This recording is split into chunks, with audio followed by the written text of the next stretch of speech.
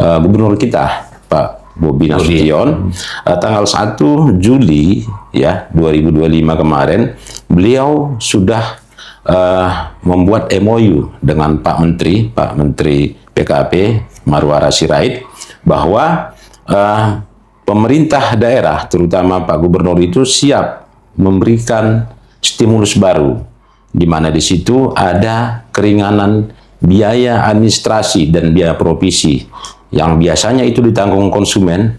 Pak Bobi memberikan keringanan biaya dari penyalur perbankan, dalam hal ini bank daerah, Bank Sumut. Ya, Pak Menteri Marwara Sirait langsung apresiasi dan memberikan penambahan kuota sebesar 15.000. Ya.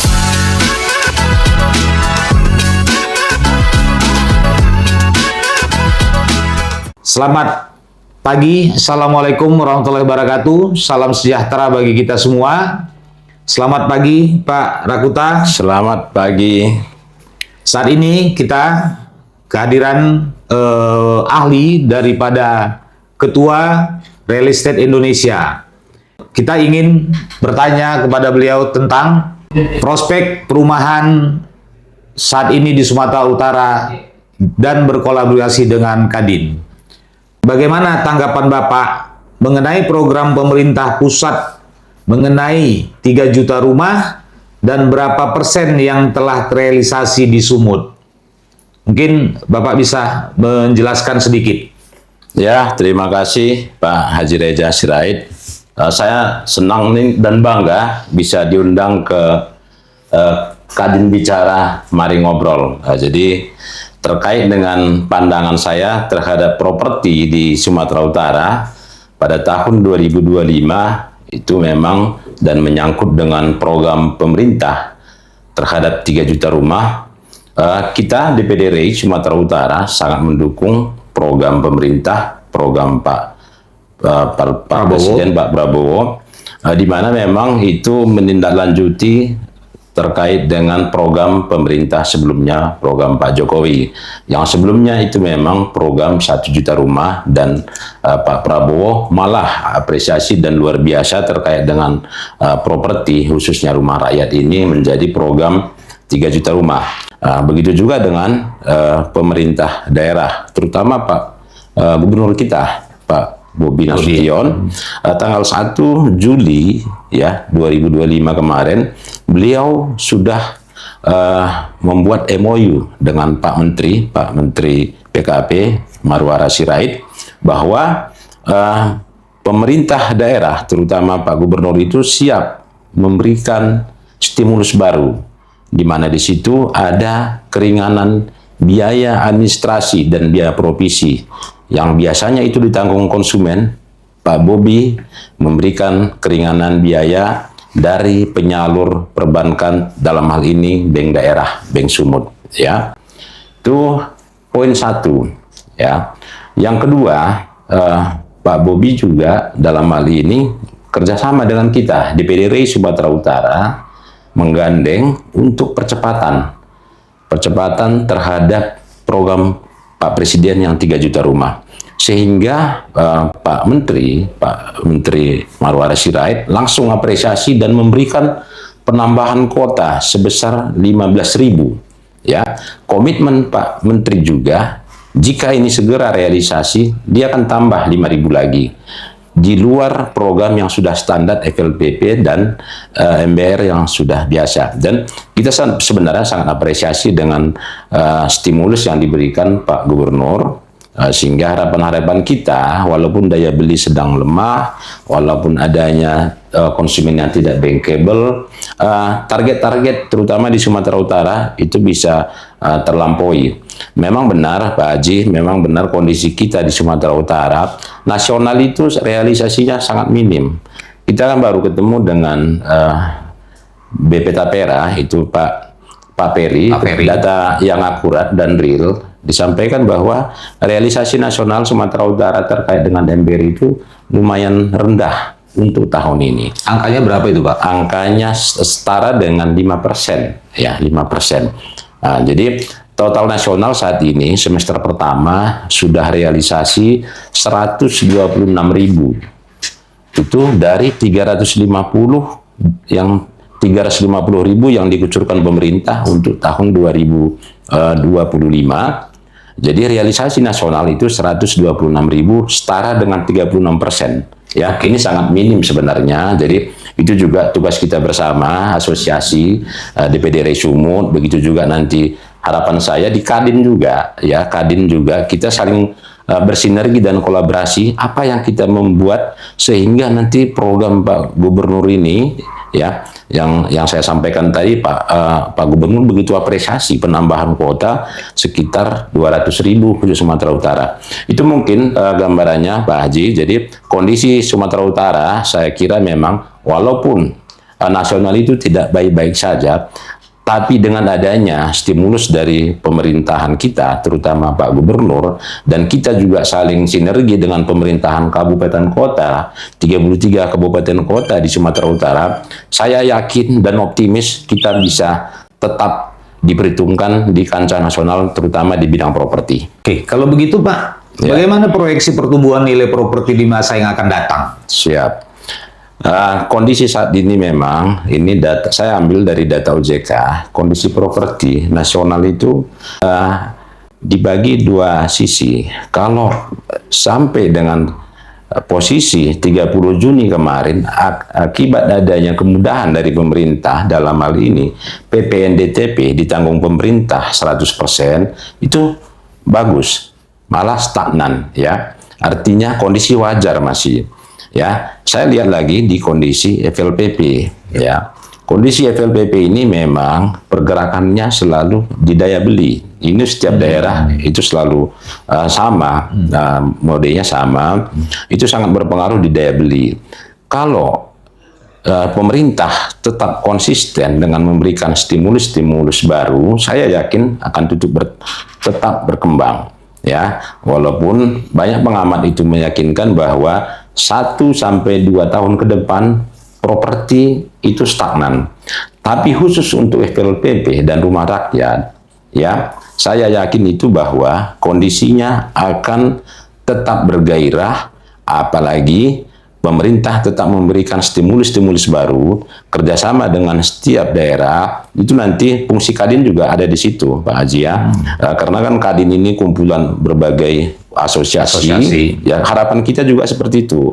RI dan kawan-kawan properti itu bisa tumbuh dan berkembang. Harapan kita seperti itu, Pak Haji. Itu ya Pak ya. Ya. Ada sedikit pertanyaan di saya.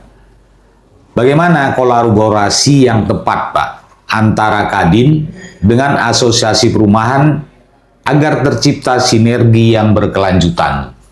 Ya, ini seru dan memang harus kita saling kerjasama dan kolaborasi, terutama menurut saya terkait dengan data. Ya, data itu kami pihak properti dalam hal ini DPD RI Sumut mungkin saling berbagi masalah untuk membuat target, saya bilang target capaian-capaian dari pemerintah. Kita harus satukan dulu persepsi kita. Satu hal umpamanya, capaian-capaian di Sumatera Utara itu berapa saat ini, kita langsung bersinergi dan kolaborasi dengan Kadin. Bagaimana itu bisa tercapai? Ya, salah satu poin kendala kita saat ini di perizinan. Perizinan ini tidak cukup hanya kami selesaikan di ruang lingkup DPD RI Sumut. Kami harus kolaborasi dan bersinergi dengan induk usaha kami, Kadin dalam hal ini. Tentu bagaimana percepatan-percepatan itu saling tumbuh dan berkembang, saling mengisi. Ya, saya kira itu kalau kita saling bersinergi dan berkolaborasi terkait dengan data dan tujuan, sehingga goal-goal apapun yang akan kita capai, saya kira semua akan gampang, Pak Haji, selesai. Oh, ya. Gitu ya Pak. Tadi Bapak bilang ada masalah-masalah sedikit dengan apa namanya di perizinan. Siap. Di mana lagi kira-kira boleh Bapak jelaskan masalah-masalah yang timbul apabila kita ini kepingin menjadi pengembang nih Pak? Siap. Apa saja langkah-langkah yang kita tempuh untuk menjadi seorang pengembang? Ya, mungkin Pak. Jadi begini, kebetulan saya sudah cukup panjang di DPD RI Sumut ini. Malah saya, Pak Haji, perlu juga saya sampaikan sedikit sebagai motivasi nih kawan-kawan muda. Saya selalu disampaikan di DPD RI Sumut juga itu bahwa saya itu lahir dari anak RI. Nah, kenapa saya berani bilang seperti itu? Karena memang saya mengikuti jejak para pemimpin di DPD RI Sumut. Senior kami di DPD RI Sumut, mulai dari Pak Yopi Batubara, Pak Artu Batubara, Pak Elbiner Silitonga, Pak Tahjudin Nur, Pak Tommy Wistan, Pak Abdandiat Moko Pangabean, Pak Umar Husin. Jadi kenapa seperti itu? Saya bilang memang kita untuk menjadi kuat, apalagi dalam bidang bisnis kita ini, bisnis properti, yang selalu tetap, siapapun eranya, kebutuhan properti itu tetap, karena kebutuhan primer. Salah satu poin yang ingin saya sampaikan adalah untuk menjadi tangguh dalam properti itu kita harus kuat mental. Kita harus selalu rendah diri dan mengikuti para senior kita. Apapun kendala-kendala saat ini, saya akan urai ini kondisi-kondisi permasalahan properti saat ini. Kebetulan Pak Haji, anggota DPD RI Sumut itu sekitar 360 anggota para pengembang. Dan sebarannya ada di 7 komisariat. Mulai dari Tebing Tinggi, Siantar, Kabupaten Simalungun, Kabupaten Tanjung Balai, Kabupaten Labuhan Batu Induk, Kabupaten Labuhan Batu Induk Selatan, Tapanuli Tengah. Saat ini yang paling terbesar itu dari 7 komisariat ini Siantar Simalungun. Namun itu totalnya semua hanya 30%. Yang paling besar itu di Medan, terutama Deli Serdang. Deli Serdang sebagai penyanggah kota Medan satu-satunya itu belum lagi terkait dengan masalah-masalahnya. Saat ini pihak Deli Serdang juga harus konsisten sebenarnya. Deli Serdang itu mau menjadi ikut bagian kota metropolitan Medan kah, atau masih tetap konsisten dalam bidang lahan pangan. Kenapa saya sampaikan begini, Pak Haji? Karena memang satu-satunya kota Medan, penyanggah kota Medan itu yang paling potensi itu adalah Deli Serdang. Ya, 60% anggota kami, anggota DPD RI Sumut itu semua pengembangannya di Deli Serdang. Masalahnya juga ikut di Deli Serdang ini. Jadi terkait dengan KP2B. KP2B ini lahan pangan berkelanjutan. Jadi menurut perizinan begini, Pak Haji. Kalau tata ruang di kabupaten kota itu dia lahan pangan berkelanjutan, tentu itu tidak bisa kita alih fungsikan untuk pemukiman. Itu satu. Yang kedua, LSD. Apalagi LSD ini? Lahan sawah dilindungi. Nah, jadi di Deli Serdang itu, walaupun belum terbit RDTR-nya, rencana detail dan tata ruang, harusnya masih bisa kewenangan Deli Serdang untuk merubah lahan tersebut untuk menjadi pemukiman. Nah, jadi makanya harapan kita, lagi-lagi saya sampaikan di sini bahwa Kadin yang perlu hadir, terutama juga dalam hal perizinan. Kawan-kawan DPD RI Sumut itu membutuhkan, Pak Haji. Ini dalam perizinan. Jadi kalau ini semua saling sinergi antara DPD RI Sumut, antara pemerintah kabupaten kota dalam hal ini Deli Serdang, target yang kita disampaikan tadi, target Pak Gubernur, target pemerintah, terutama program 3 juta rumah, saya kira nggak ada masalah. Kita bisa duduk bersama untuk selesai. Kendala kami sekarang, kawan-kawan DPD RI Sumut, itu terkait dengan yang dua ini, KP2B dan LSD. Satu lagi, Pak Haji, saya perlu sampaikan juga, provinsi lain itu di Banten, Jawa Barat, pengurusan PBG sudah bisa keluar dalam 17 jam. Update berita lagi yang saya lihat, ada yang sudah keluar dalam 10 jam. Kita di Sumatera Utara, saya ambil contoh yang Deli Serdang tadi, mengurus PBG itu masih kendala. Kenapa kendalanya? Karena kita belum ada prototipe di situ, belum ada prototipe. Jadi masih manual. Wajib lagi mengurus UKL UPL. masalah UKL-UPL ini juga tidak konsisten. Ya, menurut Hamda, lingkungan hidupnya harusnya itu 5 hektar. Ya. Itu masih diperbolehkan SPPLH. Sementara di kita di Serdang ini, apakah karena kurang pemahaman atau faktor yang kita tidak tahu, itu masih diberlakukan UKL-UPL. UKL-UPL ini di samping biayanya itu mahal, tentu jangka waktu pengurusannya juga akan semakin lama. Jadi harapan saya memang, saya tahu kondisi-kondisi ini kami tidak bisa menyelesaikan. DPD RI Sumut itu tidak bisa menyelesaikan sendiri. Kami juga berharap lagi-lagi kawan-kawan Kadin saling sinergi dan saling kolaborasi. Masalah ini bukan masalah DPD RI Sumut, masalah ini masalah kita bersama. Harapan kami dengan seperti itu tadi, nggak ada masalah. Semua akan tuntas, makanya saya akan yakin properti di Sumatera Utara akan tetap tumbuh dan berkembang, walaupun para pengamat itu sampaikan properti nasional tahun ke depan sampai 2 tahun ke depan stagnan. Tapi saya yakin pemerintahan kita tetap mendukung, terutama ini adalah program rumah rakyat, apalagi MBR.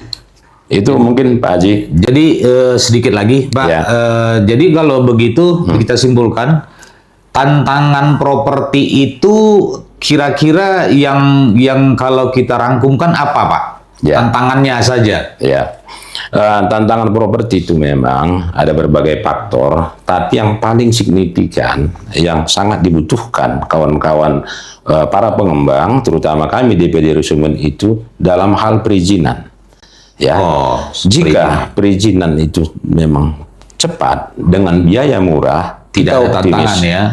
Kita optimis. Apalagi pemerintah pusat kemarin sudah melalui ketum kita Pak Joko Suranto, kita juga menyampaikan bahwa mohon penambahan perpanjangan terkait dengan PPNDTP, karena itu akan membuat ekonomi bergeliat kembali. Ya, itu khusus untuk komersil. Khusus untuk subsidi, kita tetap juga menggalakkan bahwa pemerintah daerah hadir di tengah-tengah kita untuk membantu program Pak Presiden ini. Saya kira itu, Pak Haji. Tantangannya ingin juga kita tahu nih Pak, kategori dalam hal kita mengklaster siapa yang membeli rumah subsidi, siapa yang membeli rumah komersil. Mungkin kalau perbankan menilainya daripada penghasilan ya, mungkin dari penghasilan. Mungkin pemirsa juga kepingin tahu penghasilan berapa saja yang bisa membeli rumah subsidi dan rumah komersil. Izin Pak. Jadi begini Pak Haji, kebetulan kan memang untuk rumah FLPP dan rumah MBR itu sudah diatur oleh kementerian. Bagaimana yang layak untuk membeli ini, baik dari sisi penghasilannya. Kalau untuk rumah MBR ini setelah diperbaharui, kalau dia single di pemohon itu penghasilannya 8.500.000. Kalau dia double income suami istri itu boleh 10 juta. Sudah cukup besar ya? Sudah cukup besar sebenarnya, sudah cukup besar. Cuman kalau yang komersil itu tanpa batas, tapi rasio untuk memberikan KPR itu selalu 1:3. Saya asumsikan seperti ini. Kalau rumah MBR itu cicilannya rata-rata, angsurannya rata-rata 1.100.000 per bulan. Kalau dia flat selama 15 tahun atau 20 tahun, itu kalau 20 tahun mungkin sekitar 1.100.000. Kalau dia 15 tahun mungkin sekitar 1,2 sekian. Rasionya tetap 1,3. Kalau pemohon katakanlah dia itu 5 juta penghasilannya, harusnya kalau dia single masih bisa. Tapi dengan catatan kebutuhannya kan nanti perbankan bisa menghitung. 5 juta itu dapat enggak penghasilannya? Berapa kebutuhan dia untuk biaya hidup, berapa angsurannya? Analisa seperti itu. Kalau yang komersil itu sebenarnya tidak ada masalah semaksimalnya kalau itu. Jadi saya kira memang hal-hal seperti ini semua bisa dapat, semua bisa dapat rumah. Yang penting fixed income. Kalau dia terutama dalam hal rumah-rumah subsidi. Masyarakat umum saat ini dibatasi. Makanya kita juga meminta kepada pemohon kembali seperti dulu. Siapapun boleh membeli rumah dan kalau itu layak dan bankable. Ya, poin-poin itu saya kira Pak Haji yang secara umum masalah-masalah nasional dan masalah-masalah kita di Sumatera Utara. Mungkin sudah cukup panjang kita berdiskusi tentang properti di Sumatera Utara. Pagi ini mungkin pemirsa juga cukup dengan penjelasan oleh Pak Rakuta sebagai Ketua DPD RI Sumatera Utara. Dalam hal ini kami berterima kasih Pak. Pagi ini setelah telah meluangkan waktunya di Kadin Bicara Mari Ngobrol. Mungkin lain waktu kita bisa ngobrol kembali Pak. Siap. Wabillahi taufiq walhidayah. Wassalamualaikum warahmatullahi wabarakatuh.